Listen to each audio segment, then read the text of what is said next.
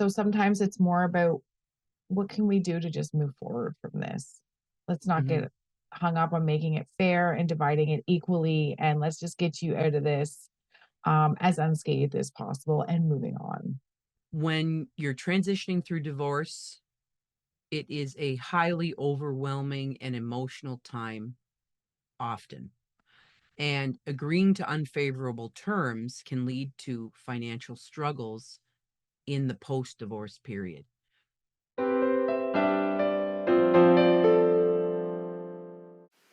Divorce can be emotionally and financially overwhelming. That's why I'm teaming up with Sunny Wishart, president and founder of A la carte Financial and a certified financial planner. We will show you how to understand all things money without feeling ashamed, overwhelmed, embarrassed. You will learn more, ask questions. No question is a dumb question. Welcome to Money with Sunny. Let's get into it. Welcome to Divorce Thrive and Money with Sunny. My name is Wendy Rovers. Welcome, Sunny Wishart. Today, we're going to talk to you about the top 10 biggest mistakes people make around money when transitioning through divorce. We'll dive right in here. First mistake, not understanding your finances. Sunny, how many people walk into your office and just don't understand their finances? They lack the awareness that leads to unfair asset division or financial instability post divorce. It's pretty common. It's not across the board. Usually, if someone does understand the finances, they don't tend to call me.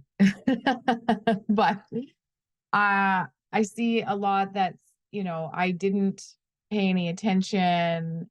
Um, and I think it's important, to understand pre-divorce. Like I've talked to women that have actually said things like, I'm pretty sure leading up to my husband leaving me, he siphoned his money to the Cayman Islands Mm, because when he listed his assets, she said, there's no way from the type of career he had and the little assets he listed, but she had no idea. She had no recourse. She didn't know where to look, didn't know where to start.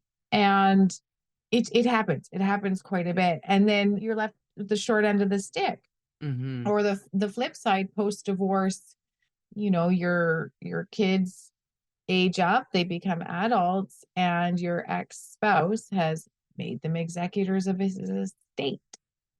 mm-hmm, What if he, and now you've got your 19-year-old kid handling this guy's estate, and you have no idea, how to support this person because you didn't have any idea what was going on in the first place. mm, And that's quite a tough situation as mama to watch that. So it's understanding is so valuable, and just so that you're not hit like a Mack truck with these heavy situations that they do happen. Yeah. mm-hmm. That's important. So understand your finances. Mistake number one. Mistake number two, overlooking hidden assets. So when you don't know your assets, this can affect the frame of the settlement and leave women, especially, at a financial disadvantage. How does this look in the work that you do with women? Well, it just seems, when you hear this, it's just sad. I feel Mm-hmm. so bad that um you can't overlook something that's hidden because you Mm-hmm. don't see it. So you don't know, like the Cayman Island money. It's what do you do about this? The end game is you end up with an unfair division, and what are you going to do about that? So sometimes what am I going to do about that? I can't make them go find it, hire a private detective or whatnot. So sometimes it's more about what can we do to just move forward from this? Let's not Mm-hmm. get hung up on making it fair and dividing it equally, and let's just get you out of this as unscathed as possible and moving on. Mm-hmm. And if you haven't come to an agreement yet, consider anything that you may be overlooking and do a little digging and try to see if you can get a clearer, fuller financial disclosure. That's important. Third biggest mistake, neglecting credit. So yeah, I think with the hidden assets, I just want to say one more thing. You reminded me, hidden liabilities. Those tend to be the thorns that get people. So like you say, go looking, you can usually find a hidden liability easier. Okay, perfect. Sorry, to circle back. Yeah, this is this is like this is a tough one because I'm like, don't get me started on your credit. I have a lot to say about this, and it's not so bad. So you need to look at your credit. This is a very, very powerful financial tool. It's very important to your financial health. I think it's like a stepping stone to moving forward and moving on. And just look at it. It could be great. It could be awful. Who cares? Your credit score is what it is, and you can change it. So if it's great, how do I protect it? You need to make sure you move forward with protecting it, whether that's making sure if you have your longest product on file, they're very, time on file. So if a credit card I got when I was X years old, preserve that to the extent possible. Keep an eye on your credit bureau, make sure there's no fraudulent activity or mistakes. Those are so important in protecting it. On the flip side, if you need to fix it, your credit score, I say it's like a stock market. The number, you can change that on a month-to-month basis. So anything that's reporting to the credit bureaus, there's a couple, is reported on a monthly basis. So it's like reporting the stock price. And each month it'll flip and it'll change. Mine moves around each month. And that's great because that's the opportunity you have. In a year, you can completely change your credit score. Now, if you're filing bankruptcy or going through settlements, that's a slower process, but it's not an unmovable process. Great. You can and file how does bankruptcy. good credit affect your financial independence post-divorce? So good credit is going to make you the most appetizing borrower to lenders. So if you want to move forward and buy a house on your own, right? You're getting out of the marital home. You want to go buy your own home. They look at several factors, but a powerful credit score, a very strong credit score, is going to give you A lenders, the big guns, and they are going to scramble to give you the best interest rate. And that Okay, can great. save you hundreds of thousands over your life. Perfect. All right. The fourth biggest mistake, not seeking professional advice. And it's not just professional advice, but it's the right professional advice. So, you got to make sure you're not working with someone who's opportunistic or things like that, or that you've always defaulted to your spouse to make the choices and now you're running around out there. So it's seeking the right professionals, because what they're going to do is they're going to keep your finances running like a well-oiled machine. So, having the right accountants in place, great. Your taxes are on the up and up. You don't have to worry about the CRA. If you're trying to DIY things like accounting, especially during divorce, because they're going to have that little box, married, not married, and you're all by yourself at your desk in the kitchen. You want to talk to your professionals. What are the consequences of ticking those boxes? Can I get away with this? Can I not? So it's just making sure you remain financially stable and holistically stable, like having the right lawyer in place and that they're doing what they're supposed to do, and they're not just sending letters back and forth to your ex-spouse's lawyer about silly things. You need to get to the point. You need the right people. Perfect. And the fifth biggest mistake, emotional spending.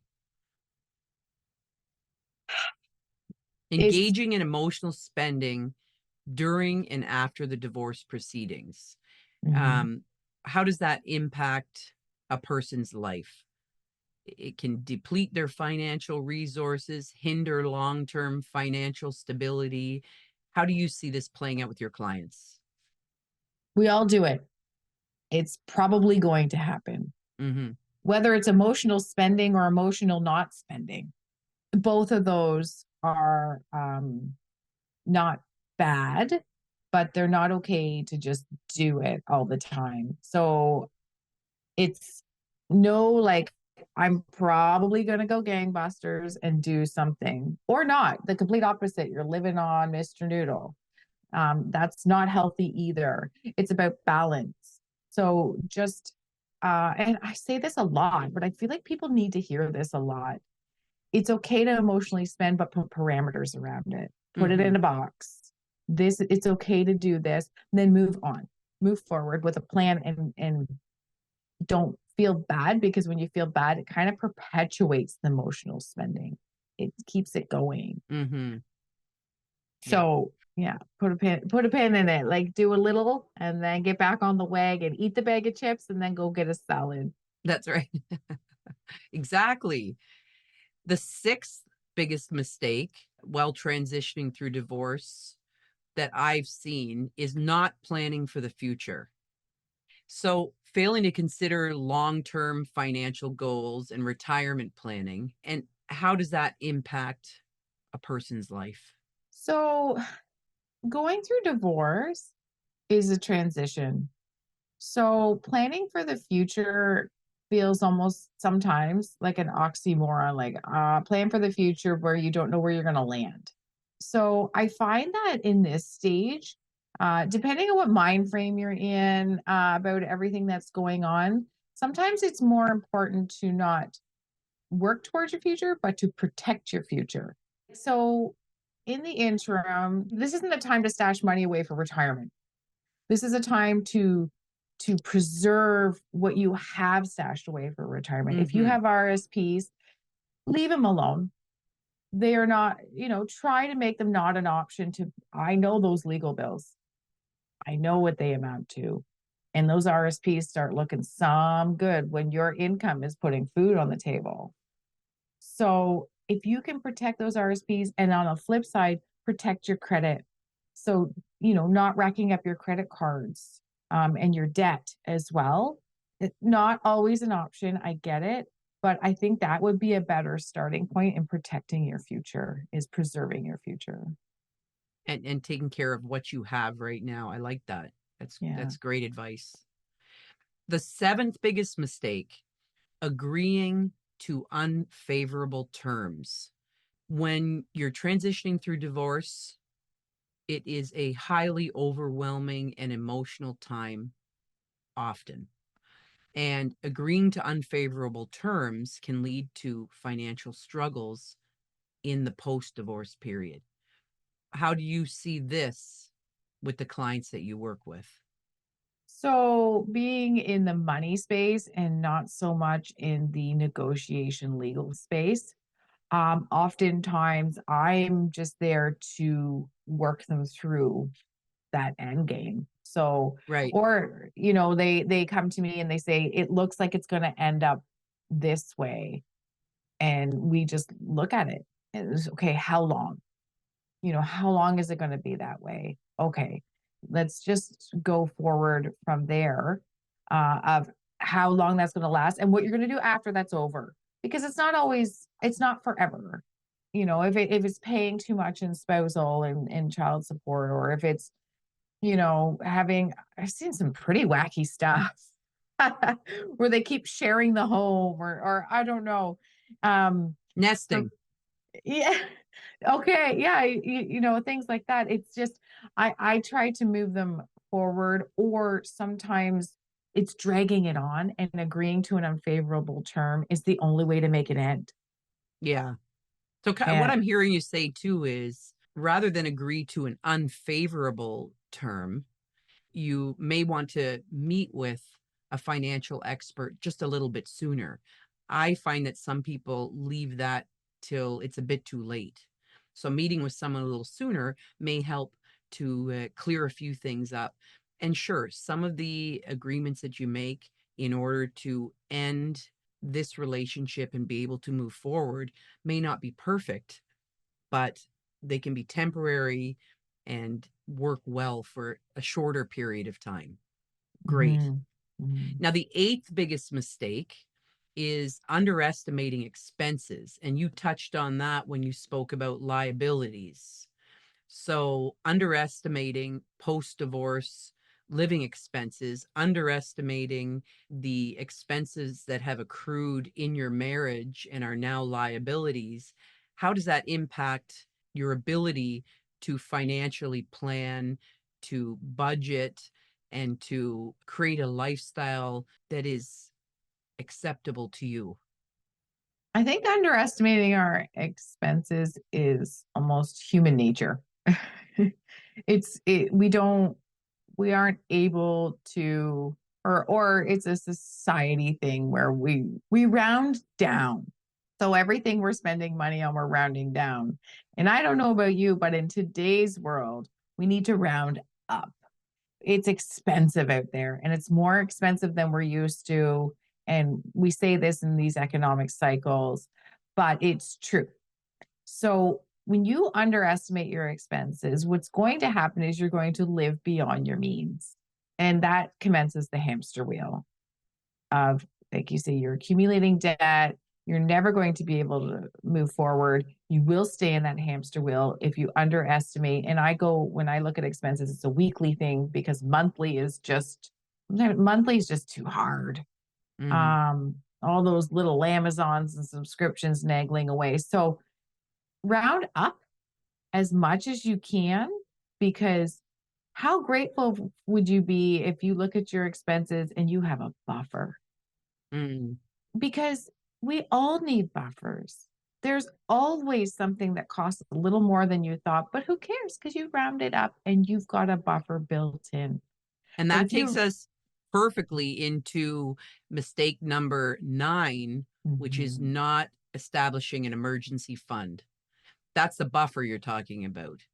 Yes, exactly. So having that, and the one thing I do like to say first is I don't want to call it emergency fund anymore, Okay. because everyone says everyone thinks an emergency is like a 911 call, a fire sale. Mm-hmm. But you know what an emergency is? It's needing a new doorknob. That's right. Sometimes it's a $500 doorknob, Yep. and you don't have that in your budget. So what should we call it? It's not an emergency fund. It's a, Hey, I've got a client that calls it fluffy pillow. oh, I love it. So instead of calling it emergency fund, which sounds uh, way out there, yeah, a fluffy pillow. I like that. That's You could, awesome. I personally call it savings. Yeah, that's okay. There you go. So I'm no anywhere fun. between savings and fluffy pillow, name it that. This is your extra bit of cash that's there in times of need for the doorknob, for the fix the car, for the child who you want to sign up for summer camp, maybe a little extra summer camp. It's the extra money. Is that right? 100%. That's how we run our household. I run my ins and outs on my everyday needs. And then anything that costs extra, such as a car maintenance, a vet bill, it runs through my fluffy pillow. Oh, I love it. And the 10th biggest mistake people make is ignoring tax implications. Talk to us about that, Sunny. So I hate when people ignore taxes. I hate it, hate it, hate it, because it's often not that bad. Like, in particular, if you have kids and you're not handling, like, I guess there's all sorts of tax implications, but if you're not filing your taxes because you feel so up in the air, you're losing it on child tax credit. You Mm, could be having income coming in your account or a return and all kinds of things like that available to you. So, yes, you can get tax liability. Say if you and your ex-spouse had a ton of real estate and you're liquidating and things like that, you're going to look at tax implications. But everything else, like pension transfers and RSPs, it's all very tax sheltered moving, not to worry. So like if you're unloading a rental property or something like that, yeah, that's going to have an implication. You do want to work with accountants in those cases. And even in it just if filing your taxes is crippling because you always did it yourself or he always zipped it in TurboTax for you, just pay the accountant to do it, because when you change from married to divorced, single, whatever you put on the CRA forms, all those credits and things like that, they all change and the benefits change. And the point of the accountant is for them to know what that means to you. So Mm-hmm. just do it because you might come out better. Yeah, absolutely. So how to avoid these mistakes? Thorough financial education, seek professional advice, as Sunny mentioned, and just keep that positive mindset that you can. You can do this. When you don't understand something, ask a question. There is no silly question. You know, get your fluffy pillow account opened. Start to see that little buffer and extra money that's slowly creeping up. You've little baby steps, little accomplishments are going to give you that confidence and give you that smile on your face, knowing that you can do this one step at a time. We hope we've helped you here how to avoid 10 of the mistakes that are common when transitioning through divorce. We're here to help.